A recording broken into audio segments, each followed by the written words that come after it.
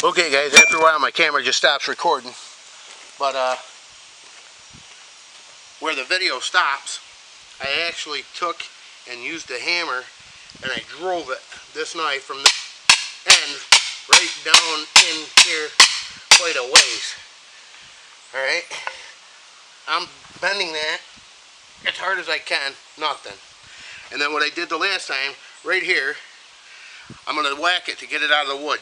I can actually see water coming up through it, and I'm actually almost got this log split in half by coming straight down on it. Now, if this is a completely crappy knife, that handle will blow off when I beat it to get it out of here.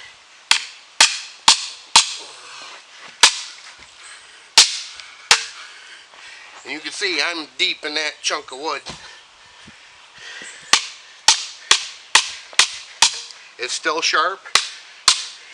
After I got some sticks made, I was actually curling with it at the little curl files here. Go even smaller.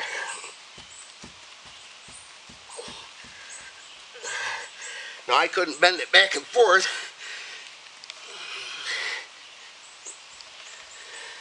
I could always put a pipe on it for you, just to see. There ain't nothing wrong with that. Tip didn't come off, nothing. See the dirt and the water? I mean, it's holding up to every test. I mentioned earlier, I got a whopping 50 bucks into this knife. I won on eBay with free shipping. I would gladly take this into the woods. It's not quite razor sharp because I knew that it wasn't razor sharp to begin with. The other ones I sharpened. This one I left sitting in a drawer over here at my dad's. And I just pulled it out and started beating on it. You know, I'm gonna wipe this dirt off the back. I got 3 little dings right here but on the nickel silver bolster.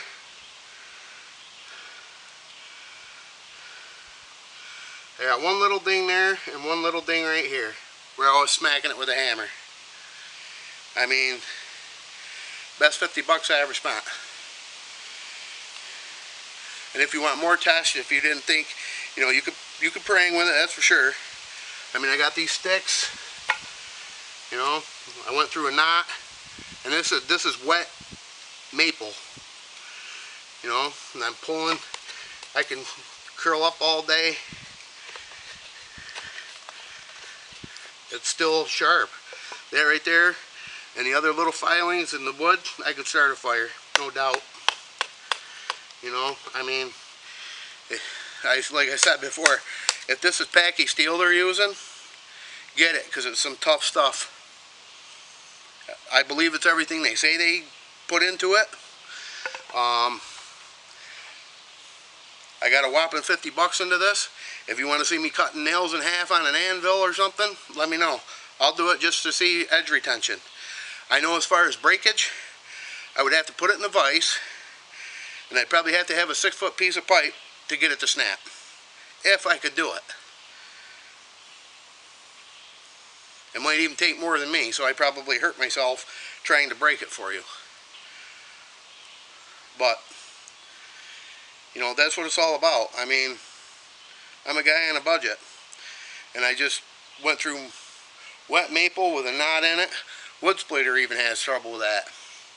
You know, I would take this into the woods and feel comfortable. Now, oh my God, I didn't have my $500–600 knife with me. That, in my opinion, if I'm paying that much, it's probably a masterpiece, and you wouldn't want to beat the hell out of it. I mean, these guys give you everything you can ask for, and that's it. D2 steel. This is water buffalo horn, nickel silver bolsters, nickel silver pins, lanyard hole, and a cowhide leather sheath. I mean, the 50 bucks, you know, at least 20 of it was the sheath. So what's the rest, you know?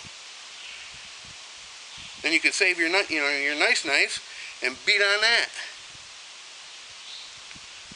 You know, and like I say, if I wanted to, I could go into the belt sander, whip that spine down through there and just polish the blade back up, oil it, you'd never know I even used it.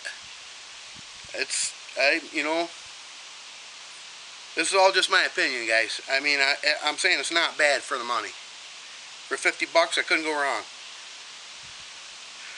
You know, like on the end of the spine, that's up near ½ inch thick. You know, full thing. Then it drops to 1/4, and then probably 1/8 of an inch on the tip, and I was beating on that, no issue. I slammed it in the wood, tried to bend it, bust it off, break it, something, nothing. I don't claim to be an expert by any means. I just been, you know, like I said before, I've had a lot of knives for a long time, and anything inferior, as soon as I swacked that the first time, you know, the handles would have blown off. As soon as I came out way out here on the tip, it would have busted it right off. You know, you can have some bad incidences with knives if you're not careful, but it's not a bad piece. It's a good bang for the buck, and that's all I've ever been trying to say. You know, you don't always want to knock something just because you know, I've seen some Pakistani steel that's kick-ass, and I've seen some that is definitely not. You know, but they're also trying to sell to you. You know, and if you're looking at the blade online, you can't really tell. You know, so Pakistani guys, usually it'll be some a crack in the Damascus, because they're usually making you Damascus. No edge on it anyways, so you got to grind it. It's just, these are 100% ready to go. Whatever they are, if they're made in China, Pakistan, whatever, that is the toughest Chinese or Pakistan steel I have ever seen. And I will, you know, I'll keep testing it for you if you guys don't think so. But I'm not a seller for CFK or IPAC or nothing. IPAC joined them later. That's supposed to be the American company of CFK. And supposedly they're, you know, whatever they're doing, finishing up knives here in the States, and it's supposed to be more of the tactical side, not the bushcraft side or the woodsman side. But these here, that's what they sold them as. This was supposed to be a D2 camp knife, large. That's a large knife. Leather sheath, you know. I mean, think about it this way. Worst case, you spent 20 bucks on real cowhide leather sheath, and 20 bucks for buffalo horn handles and nickel silver bolsters.